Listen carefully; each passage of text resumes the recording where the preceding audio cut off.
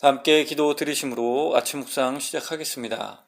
하나님, 아침에 주의 인자로 우리를 만족해 하사 우리 평생에 즐겁고 기쁘게 하소서라고 기도했던 다윗의 기도가 아침 묵상을 하는 우리 모두의 기도가 되게 하옵소서. 이 시간 우리를 인도하여 주셔서 걱정과 근심을 내려놓게 하시며 믿음의 눈을 들어 주님을 바라보며 주님께서 주시는 샬롬을 누리는 우리가 되게 하옵소서. 주님이 다른 여러 문제보다 더 크게 보이는 시간 되게 하옵소서. 그리고 그 주님을 기억하며 주어진 삶을 살아가는 오늘이 되게 하옵소서. 이 시간 하나님을 찾는 시간이 되게 하시고 이 시간을 통하여 주님과 동행하는 우리 모두가 되게 하옵소서. 감사드리며 예수님의 이름으로 기도드립니다. 아멘. 함께 찬송가 88장 함께 찬양 드리겠습니다.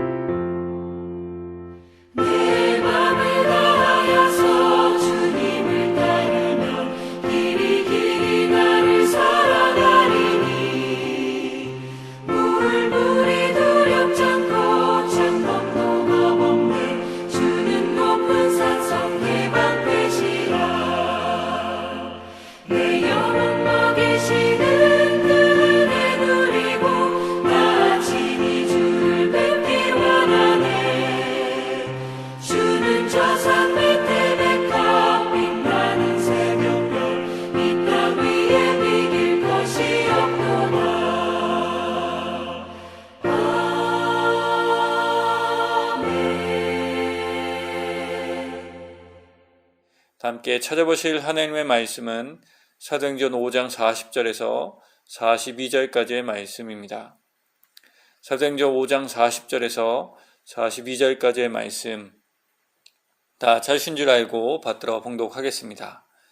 그들이 옳게 여겨 사도들을 불러 책짓질하고 예수의 이름으로 말하는 것을 금하고 놓으니 사도들은 그 이름을 위하여 능력받는 일에 합당한 자로 여기심을 기뻐하면서 공회 앞을 떠나니라.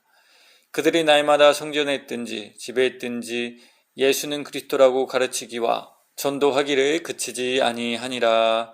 아멘. 오늘 사도행전 6장을 묵상하기 앞서 3장부터 5장에 계속해서 등장했던 박해자들에 대해서 함께 생각해 보며 하나님의 말씀을 묵상하고자 합니다. 박해자들에 대해서 이해하려 할 때 사도행전과 누가복음이 서로 연결되어 있다는 것을 기억하는 것이 그들을 이해하는 데 도움이 됩니다. 이는 두 권의 저자가 같기 때문이기도 하지만 또한 누가복음과 사도행전이 사실 한 권의 책이었기 때문입니다. 후대에 들어 두 권으로 분류한 것이죠. 그래서 사도행전에 나타난 박해자와 누가복음에서 나타나는 박해자는 동일 인물입니다. 단지 박해하는 대상이 달랐을 뿐입니다. 사도행전에서 박해자들은 예수님의 제자들을 핍박했습니다. 그렇다면 누가복음에서 박해자들은 누구를 박해했을까요? 바로 예수님입니다. 그렇다면 박해자들은 왜 그들을 핍박했을까요? 그 이유가 무엇이었을까요? 예수님과 사도들이 행한 일 때문이었을까요? 그렇다면 예수님과 사도들이 행한 일은 무엇이었을까요? 이것을 우리는 누가복음에 나타난 예수님에 대한 기록을 통해서 알게 됩니다. 누가복음에서 우리 주님은 하나님의 나라의 복음을 선포하시고 가르치시며 그 말씀대로 행하셨습니다. 좀 더 구체적으로 말씀드리면 예수님은 하나님의 주되심을 선포하며 하나님의 나라가 이미 도래했음을 알려주셨습니다. 그리고 이것을 사도행전의 사도들도 똑같이 행하게 되는데요. 이것을 잘 보여주는 표현이 바로 예수 그리스도의 이름으로입니다. 그런데요, 성도 여러분, 이것이 박해의 이유가 될 수 있을까요? 사실 박해의 이유가 될 수 없습니다. 어떻게 하나님의 나라의 복음을 전하는 것이 박해의 이유가 될 수 있겠습니까? 그들이 예수님과 사도들을 박해한 이유는 따로 있었는데요. 그것을 우리는 누가복음 20장 1절부터 2절 말씀을 통해 알게 됩니다. 누가복음 20장은 예수님께서 십자가에 달리시기 전 예루살렘에 입성하셔서 성전에서 사람들에게 복음을 가르치는 사건이 기록되어 있습니다. 그런데 이 사건에 분노에 가득 찬 유대 지도자들이 나타났는데요. 그들은 이렇게 이야기하며 예수님을 박해했습니다. 당신이 무슨 권위로 이런 일을 하는지 말하라. 누가 성전에서 가르칠 권위를 주었는가 말하라. 그런데 흥미롭게도 똑같은 모습이 사도들을 박해한 산헤드린 공의회 회원들에게서도 발견됩니다. 그때 그들은 분노에 가득 차 사도들에게 이렇게 말했습니다. 무슨 권위로 이런 일을 하느냐? 그렇습니다. 그들이 예수님과 사도들을 박해한 이유는 딱 한 가지 때문이었습니다. 그것은 바로 권위 때문이었습니다. 곧 이 권위라는 단어가 박해자들을 이해할 때 가장 핵심적인 어구입니다. 그렇다면 왜 그들은 이렇게 권위에 집착했을까요? 이는 그들이 산헤드린 공의회 회원이었다는 사실과 연관됩니다. 산헤드린은 당시 유대인들의 최고자치기구로 사법, 입법 기구이었습니다. 물론 당시 이스라엘은 로마에 의해 점령당한 상태였기 때문에 그렇게 큰 힘을 가지고 있지는 않았을 것입니다. 하지만 로마는 산헤드린을 인정해주며 그들의 자치권을 어느 정도는 허용해 주었습니다. 이때 산헤드린 의장은 대제사장이었는데요. 이는 당시 종교와 정치가 분리되지 않았기 때문입니다. 그래서 대제사장은 종교뿐만 아니라 입법과 사법을 총괄하는 최고 권위자이었습니다. 또한 산헤드린 공의회 회원들은 사두개인과 장로 그리고 서기관들이었는데요. 이들의 권위도 상당하였습니다. 곧 이들은 당시 가장 힘 있는 사람들이었습니다. 그리고 그 힘이 권위라는 단어로 표현된 것입니다. 그러므로 그들은 자신의 권위를 지키기 위해서 곧 기득권을 놓치지 않기 위해서 예수님과 예수님의 제자들을 박해한 것입니다. 예수님은 이러한 모습을 보시며 그들에게 응수하셨는데요. 그것을 우리는 누가복음 22장 말씀을 통해 만나게 됩니다. 누가복음 22장에서도 유대 지도자들은 예수님에게 무슨 권위로 이런 일을 하느냐? 곧 성전은 자신의 구역이다. 성전을 사용하고 성전에서 가르칠 권위는 자신들에게만 있다고 강력하게 말하며 예수님을 박해했는데요. 이때 예수님이 그들에게 응수하시며 하신 비유가 있습니다. 그것이 그 유명한 포도원 소작농의 비유입니다.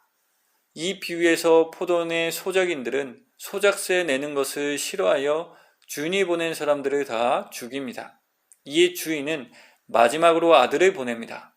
아들까지 죽일까 생각한 것이죠. 그러나 소작인들은 아들마저 죽이게 됩니다.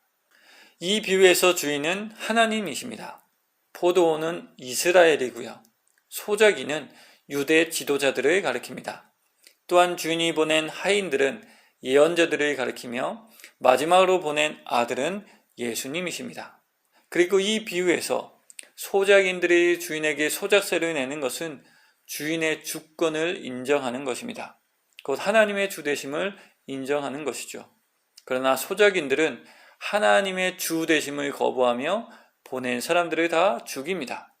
곧 이 비유에서 소작인에 해당되는 유대 지도자들은 성전의 주 되신 하나님, 이스라엘의 주 되신 하나님, 곧 모든 백성의 주 되신 하나님을 거부한 것입니다. 참 아이러니한 것은 당시 유대 지도자들은 대제사장, 율법학자, 서기관, 사두개인, 그리고 장로들이었습니다. 곧 그 누구보다 하나님의 주 되심을 인정할 뿐만 아니라 나타내 보여야 하는 사람들이었습니다. 그러나 그들은 포도원의 소작인들처럼 오히려 하나님의 권위를 사적으로 소유하였습니다. 그리고 바로 이것이 성경이 고발하는 박해자들의 특징입니다. 그렇습니다, 성도 여러분. 누가복음과 사도행전에 나타나는 박해자는 단지 사도들을 해하였기 때문에 박해자가 된 것이 아니었습니다. 누가는 그런 식으로 박해자에 대해서 말하고 있지 않습니다. 누가가 말하는 박해자는 하나님의 권위를 사적으로 취하며 하나님의 주되심에 대하여 적대적인 사람들이었습니다. 그리고 이것에 대해서 누가는 아주 강력하게 고발하고 있는 것입니다. 이것이 우리에게 시사하는 바가 있다 생각합니다. 그것은 신앙의 이름으로 교회를 사유화하는 것, 더 나아가 신앙의 이름으로 국가를 사유화하는 것은 곧 하나님의 나라의 적대자가 될 수 있다는 것입니다. 이것에 대해서 보네포 목사님은 값싼 은혜라 표현하셨습니다. 여기서 값싼 은혜라는 말의 의미는 하나님이 주실 수 있는 은혜를 자신의 것으로 사유화하는 것을 의미합니다. 곧 죄사함의 은혜를 자신의 주머니에 넣고 있다가 언제든지 필요하면 꺼내서 사용하는 것, 그렇게 십자가의 은혜를 자신의 것으로 만드는 것, 이것이 죄사함의 은혜의 사유화입니다. 값싼 은혜입니다. 그렇습니다. 믿는 나는 소중합니다. 그러나 믿는 내가 하나님보다 더 커져서는 안 됩니다. 그래서 하나님을 나만을 위한 하나님으로 사유화해서는 안 됩니다. 그것은 오히려 하나님의 주 되심을 거부하고 또한 인정하지 않는 것과 같기 때문입니다. 그래서 성경은 창세기부터 요한계시록까지 이것에 대해 강력하게 경계하십니다. 또한 예수 그리스도의 주 되심의 복음을 계속해서 말씀해 주십니다. 주 되신 하나님에 대해서 말씀하시며 절대로 우리가 사유화할 수 없는 분으로 계시하십니다. 그렇습니다. 기독교 신앙은 사유화가 아닙니다. 그렇다면 무엇일까요? 내어드림입니다. 곧 복음으로 역사하신 하나님을 나의 주님으로 믿는 것입니다. 이것이 기독교 신앙의 핵심입니다. 그래서 성경은 하나님의 주 되심을 믿고 살아가는 것이 성령 충만한 삶임을 말씀해 주십니다. 또한 하나님의 주 되심을 믿고 살아가는 삶이 지혜롭게 분별하는 삶이요 거룩한 삶임을 말씀해 주셨습니다. 모쪼록 오늘 하루 박해자들의 모습을 묵상하며 나의 신앙이 어떤 방향으로 나아가고 있는지 살펴보는 우리가 되기를 원합니다. 나의 신앙은 나를 위한 신앙이 되어가고 있는 것은 아닐까요? 주 되심의 신앙을 잃어버리고 있는 것은 아닐까요? 그렇게 신앙을 사유화하며 하나님의 것도 나의 것으로 여기며 살아가고 있는 것은 아닐까요? 이 질문을 묵상할 때 성령 하나님께서 우리의 마음과 생각을 살펴주시길 기도합니다. 또한 깨닫게 하여 주시며 그것이 삶의 자리로 연결되게 하여 주시는 주님의 놀라운 은혜가 가득하게 되어 건강한 신앙으로 나아가게 되는 우리 모두가 되길 주님의 이름으로 강복하며 이 말씀을 전해드렸습니다. 함께 기도 드리겠습니다. 하나님, 오늘 박해자들이 어떤 사람이었는지 함께 묵상하였습니다. 그들이 박해자로 불린 이유는 단순히 예수님과 사도들을 해하였기 때문이 아니라 하나님의 것을 자신의 것으로 여기며 살았기 때문임을 묵상하였습니다. 하나님의 주되심을 잃어버리고 하나님의 것을 사유하며 살았기 때문임을 묵상하였습니다. 하나님 이 말씀 앞에 섭니다. 그리고 나를 돌아봅니다. 나의 신앙은 어떤 방향으로 나아가고 있는지요? 주되심을 기억하며 완전하신 주님께 나를 내어드리고 있는지요? 은혜에 감사하며 살아가고 있는지요? 하나님께서 나의 주님 되시는 사실에 기뻐하며 반응하며 살아가고 있는지요? 이 시간 기도합니다. 하나님 우리의 입술을 열어 나의 주 나의 하나님 되심을 고백하게 하옵소서. 그렇게 주님을 나의 마음에 모시며 주어진 하루를 살아가는 우리가 되게 하여 주옵소서. 그렇게 건강한 삶, 하나님이 주신 기쁨과 자유와 감사와 만족을 누리는 삶이 되게 하옵소서. 오늘 하루도 주님께 맡깁니다. 점점 날씨가 추워지고 있습니다. 영육 간의 강건함을 더하여 주옵소서. 경제적으로, 육체적으로, 또한 심리적으로 힘들어하는 모든 성도님들과 함께하여 주옵소서. 아버지 되시며 선한 목자 되신 주님, 우리의 삶을 인도하여 주옵소서. 또한 믿음을 더하여 주셔서 힘든 시기에 소망이 있지 않도록 인도하여 주옵소서. 특히 연약한 부분, 유혹받는 여러 상황 속에서 우리를 지켜주시고 그때마다 하나님의 말씀이 기억나게 하옵소서. 다시 한번 오늘의 삶을 나의 주 나의 하나님께 맡겨드리며 예수님의 이름으로 기도드립니다. 아멘. 다 함께 주님께서 가르쳐주신 기도 드리심으로 아침 묵상을 마치겠습니다. 하늘에 계신 우리 아버지, 아버지의 이름을 거룩하게 하시며 아버지의 나라가 오게 하시며 아버지의 뜻이 하늘에서와 같이 땅에서도 이루어지게 하소서. 오늘 우리에게 일용할 양식을 주시고 우리가 우리에게 잘못한 사람을 용서하여 준 것 같이 우리 죄를 용서하여 주시고 우리를 시험에 빠지지 않게 하시고 악에서 구하소서. 나라와 권능과 영광이 영원히 아버지의 것입니다. 아멘.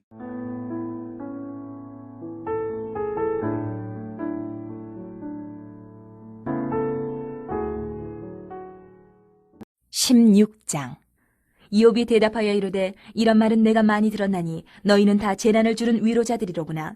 헛된 말이 어찌 끝이 있으랴. 내가 무엇에 자극을 받아 이같이 대답하는가. 나도 너희처럼 말할 수 있나니 가령 너희 마음이 내 마음 자리에 있다 하자. 나도 그럴듯한 말로 너희를 치며 너희를 향하여 머리를 흔들 수 있느니라. 그래도 입으로 너희를 강하게 하며 입술의 위로로 너희의 근심을 풀었으리라. 내가 말하여도 내 근심이 풀리지 아니하고 잠잠하여도 내 아픔이 줄어들지 않으리라. 이제 주께서 나를 피로하게 하시고 나의 온 집안을 패망하게 하셨나이다. 주께서 나를 시들게 하셨으니 이는 나를 향하여 증거를 삼으심이라. 나의 파리한 모습이 일어나서 대면하여 내 앞에서 증언하리이다. 그는 진노하사 나를 찢고 적대시하시며 나를 향하여 이를 갈고 원수가 되어 날카로운 눈초리로 나를 보시고 무리들은 나를 향하여 입을 크게 벌리며 나를 모욕하여 뺨을 치며 함께 모여 나를 대적하는구나. 하나님이 나를 악인에게 넘기시며 행악자의 손에 던지셨구나. 내가 평안하더니 그가 나를 꺾으시며 내 목을 잡아 나를 부서뜨리시며 나를 세워 관역을 삼으시고 그의 화살들이 사방에서 날아와 사정없이 나를 쏘므로 그는 내 콩팥들을 꿰뚫고 그는 내 쓸개가 땅에 흘러나오게 하시는구나. 그가 나를 치고 다시 치며 용사같이 내게 달려드시니 내가 굵은 배를 꿰매어 내 피부에 덮고 내 뿔을 티끌에 더럽혔구나. 내 얼굴은 울음으로 붉었고 내 눈꺼풀에는 죽음의 그늘이 있구나. 그러나 내 손에는 포악이 없고 나의 기도는 정결하니라. 땅아 내 피를 가리지 말라. 나의 부르짖음이 쉴 자리를 잡지 못하게 하라. 지금 나의 증인이 하늘에 계시고 나의 중보자가 높은 데 계시니라. 나의 친구는 나를 조롱하고 내 눈은 하나님을 향하여 눈물을 흘리니 사람과 하나님 사이에와 인자와 그 이웃 사이에 중재하시기를 원하노니 수년이 지나면 나는 돌아오지 못할 길로 갈 것임이니라. 17장 나의 기운이 쇠하였으며 나의 날이 다하였고 무덤이 나를 위하여 준비되었구나. 나를 조롱하는 자들이 나와 함께 있으므로 내 눈이 그들의 충동함을 항상 보는구나. 청하건대 나에게 담보물을 주소서. 나의 손을 잡아줄 자가 누구리이까? 주께서 그들의 마음을 가리어 깨닫지 못하게 하셨사오니 그들을 높이지 마소서. 보상을 얻으려고 친구를 비난하는 자는 그의 자손들의 눈이 멀게 되리라. 하나님이 나를 백성의 속담거리가 되게 하시니 그들이 내 얼굴에 침을 뱉는구나. 내 눈은 근심 때문에 어두워지고 나의 온 지체는 그림자 같구나. 정직한 자는 이로 말미암아 놀라고 죄 없는 자는 경건하지 못한 자 때문에 분을 내나니 그러므로 의인은 그 길을 꾸준히 가고 손이 깨끗한 자는 점점 힘을 얻느니라. 너희는 모두 다시 올지니라. 내가 너희 중에서 지혜자를 찾을 수 없느니라. 나의 날이 지나갔고 내 계획 내 마음의 소원이 다 끊어졌구나. 그들은 밤으로 낮을 삼고 빛 앞에서 어둠이 가깝다 하는구나. 내가 스올이 내 집이 되기를 희망하여 내 침상을 흑암에 펴놓음에 무덤에게 너는 내 아버지라 구덕에게 너는 내 어머니 내 자매라 할지라도 나의 희망이 어디 있으며 나의 희망을 누가 보겠느냐. 우리가 흙 속에서 쉴 때에는 희망이 스올의 문으로 내려갈 뿐이니라. 18장. 수아 사람 빌닷이 대답하여 이르되 너희가 어느 때에 가서 말의 끝을 맺겠느냐. 깨달으라. 그 후에야 우리가 말하리라. 어찌하여 우리를 짐승으로 여기며 부정하게 보느냐. 울분을 터뜨리며 자기 자신을 찢는 사람아, 너 때문에 땅이 버림을 받겠느냐. 바위가 그 자리에서 옮겨지겠느냐. 악인의 빛은 꺼지고 그의 불꽃은 빛나지 않을 것이요 그의 장막 안의 빛은 어두워지고 그 위의 등불은 꺼질 것이요 그의 활기찬 걸음이 피곤하여지고 그가 마련한 꾀에 스스로 빠질 것이니 이는 그의 발이 그물에 빠지고 올가미에 걸려들며 그의 발 뒤꿈치는 덫에 치이고 그의 몸은 올무에 얽힐 것이며 그를 잡을 덫이 땅에 숨겨져 있고 그를 빠뜨릴 함정의 길목에 있으며 무서운 것이 사방에서 그를 놀라게 하고 그 뒤를 쫓아갈 것이며 그의 힘은 기근으로 말미암아 쇠하고 그 곁에는 재앙이 기다릴 것이며 질병이 그의 피부를 삼키리니 곧 사망의 장자가 그의 지체를 먹을 것이며 그가 의지하던 것들이 장막에서 뽑히며 그는 공포의 왕에게로 잡혀가고 그에게 속하지 않은 자가 그의 장막에 거하리니 유황이 그의 처소에 뿌려질 것이며 밑으로 그의 뿌리가 마르고 위로는 그의 가지가 씻을 것이며 그를 기념함이 땅에서 사라지고 거리에서는 그의 이름이 전해지지 않을 것이며 그는 광명으로부터 흑암으로 쫓겨 들어가며 세상에서 쫓겨날 것이며 그는 그의 백성 가운데 후손도 없고 후회도 없을 것이며 그가 거하던 곳에는 남은 자가 한 사람도 없을 것이라. 그의 운명에 서쪽에서 오는 자와 동쪽에서 오는 자가 깜짝 놀라리라. 참으로 불의한 자의 집이 이러하고 하나님을 알지 못하는 자의 처소도 이러하니라. 19장. 욥이 대답하여 이르되 너희가 내 마음을 괴롭히며 말로 나를 짓부수기를 어느 때까지 하겠느냐. 너희가 10번이나 나를 학대하고도 부끄러워하냐 하는구나. 비록 내게 허물이 있다 할지라도 그 허물이 내게만 있느냐. 너희가 참으로 나를 향하여 자만하며 내게 수치스러운 행위가 있다고 증언하려면 하려니와 하나님이 나를 억울하게 하시고 자기 그물로 나를 에워싸신 줄을 알아야 할지니라. 내가 폭행을 당한다고 부르짖으나 응답이 없고 도움을 간구하였으나 정의가 없구나. 그가 내 길을 막아 지나가지 못하게 하시고 내 앞길에 어둠을 두셨으며 나의 영광을 거두어 가시며 나의 관모를 머리에서 벗기시고 사면으로 나를 허르시니 나는 죽었구나. 내 희망을 나무 뽑듯 뽑으시고 나를 향하여 진노하시고 원수같이 보시는구나. 그 군대가 일제히 나와서 길을 도두고 나를 치며 내 장막을 둘러 진을 쳤구나. 나의 형제들이 나를 멀리 떠나게 하시니 나를 아는 모든 사람이 내게 낯선 사람이 되었구나. 내 친척은 나를 버렸으며 가까운 친지들은 나를 잊었구나. 내 집에 머물러 사는 자와 내 여종들은 나를 낯선 사람으로 여기니 내가 그들 앞에서 타국 사람이 되었구나. 내가 내 종을 불러도 대답하지 아니하니 내 입으로 그에게 간청하여야겠구나. 내 아내도 내 숨결을 싫어하며 내 허리의 자식들도 나를 가련하게 여기는구나. 어린아이들까지도 나를 업신여기고 내가 일어나면 나를 조롱하는구나. 나의 가까운 친구들이 나를 미워하며 내가 사랑하는 사람들이 돌이켜 나의 원수가 되었구나. 내 피부와 살이 뼈에 붙었고 남은 것은 겨우 잇몸뿐이로구나. 나의 친구야, 너희는 나를 불쌍히 여겨다오. 나를 불쌍히 여겨다오. 하나님의 손이 나를 치셨구나. 너희가 어찌하여 하나님처럼 나를 박해하느냐. 내 살로도 부족하냐. 나의 말이 곧 기록되었으면 책에 쓰여졌으면 철필과 납으로 영원히 돌에 새겨졌으면 좋겠노라. 내가 알기에는 나의 대속자가 살아계시니 마침내 그가 땅 위에 서실 것이라. 내 가죽이 벗김을 당한 뒤에도 내가 육체 밖에서 하나님을 보리라. 내가 그를 보리니 내 눈으로 그를 보기를 낯선 사람처럼 하지 않을 것이라. 내 마음이 초조하구나. 너희가 만일 이르기를 우리가 그를 어떻게 칠까 하며 또 이르기를 일의 뿌리가 그에게 있다 할진대 너희는 칼을 두려워할지니라. 분노는 칼의 형벌을 부르나니 너희가 심판장에 있는 줄을 알게 되리라.